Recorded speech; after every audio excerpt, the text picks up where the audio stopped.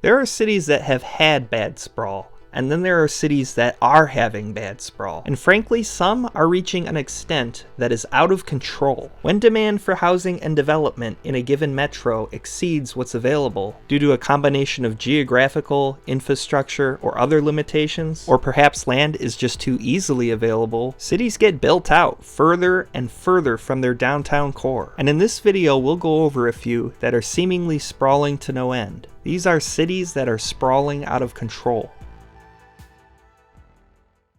So first we have Nashville, Tennessee.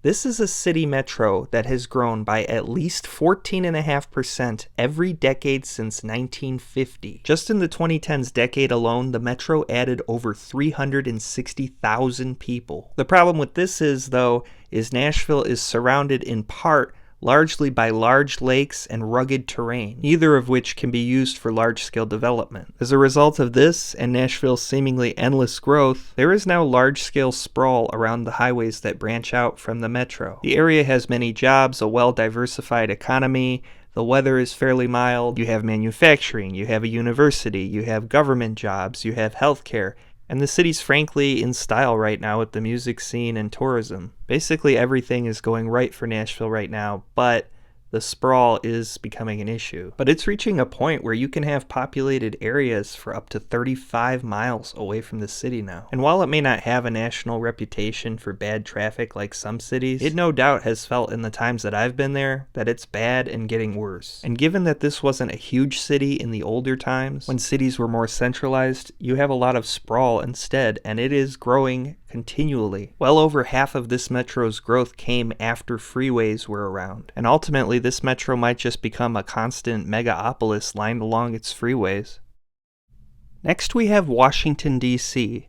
Now D.C. itself is quite concentrated. However, there are strict height limits on buildings in D.C. In fact, outside of a part of Pennsylvania Avenue, the Capitol and Washington Monument, nothing can be more than 130 feet in height in the district. The reason originally was due to limitations in firefighting technology in the late 18 and early 1900s. As a result, space is extremely limited, especially considering the National Mall takes up much space as well. Now, the DC Metro has added around 1.5 million people since 2000, and as a result, the sprawl stretches around 25 miles in several directions, if not more, whether it's within or along DC's Beltway or along the freeways that branch beyond it. The height limit has resulted in a high dependence on commuting due to the space limits, and due to the fact that there's so many government jobs within or right by the district, the high amount of sprawl and commuting makes for one of the worst traffic cities in America. And this is despite DC having a pretty good public rail transit network. In fact, the sprawl has gotten so extreme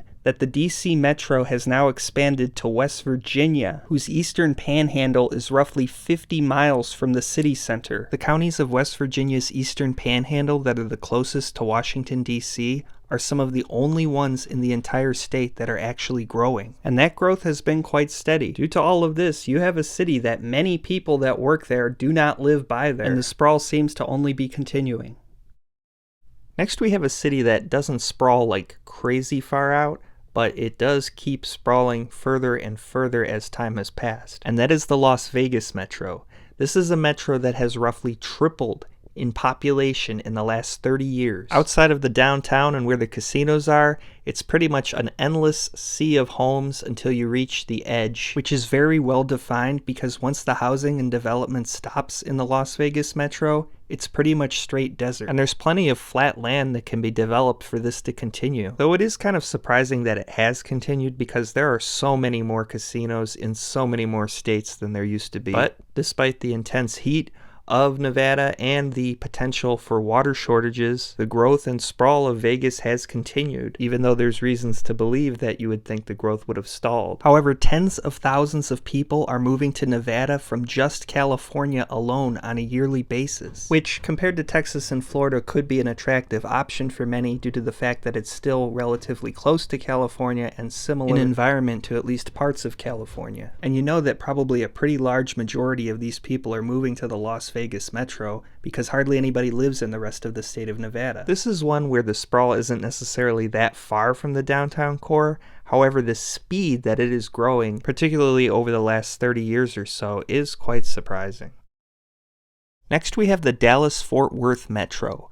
This metro has grown by nearly 3 million people since 2000 and is only expected to add millions more in the coming decades. And given that there is plenty of land available, development keeps moving further and further away from the downtown core. In fact, there are parts of this metro where you could drive for 60 miles or more and be in constant city areas. Jobs are plentiful here, and there are plenty of people moving from California, just like Nevada. It really is a wonder how much more the sprawl can continue here, because the further and further the footprint of this metro goes, the more air pollution and the more stress you put on the power grid in a city that's heavily reliant on air conditioning. The fact is that it's a very popular place to be right now. There's no end in sight for the growth, and there aren't really any natural barriers like mountains or water, or a lack of jobs that prohibit growth. And the way it's going, there's really no telling how far out that the growth could go from the city center, as tens of thousands of new housing construction permits have been given recently. It is likely that this sprawl will put even more stress on a power grid that is separate from the rest of the country and has experienced many challenges due to weather events.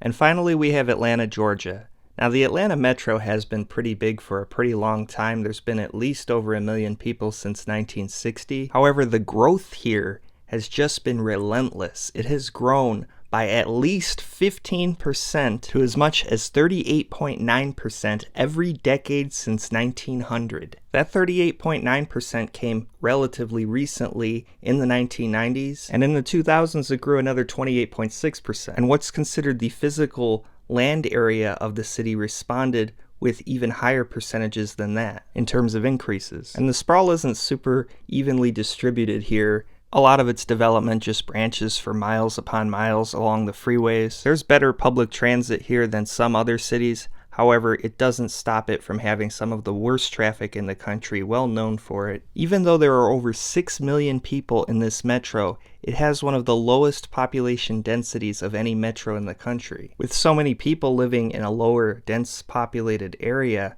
there are also concerns over the amount of pollution in the area, as there's an intense amount of commuting here. There are a lot of companies, colleges, jobs here though. The warmer weather also no doubt draws people as well. So the reasons for people wanting to live here are valid. However, the way that the city is set up with some natural barriers and already a really intense highway culture probably just means the sprawl will continue or expand where it already is.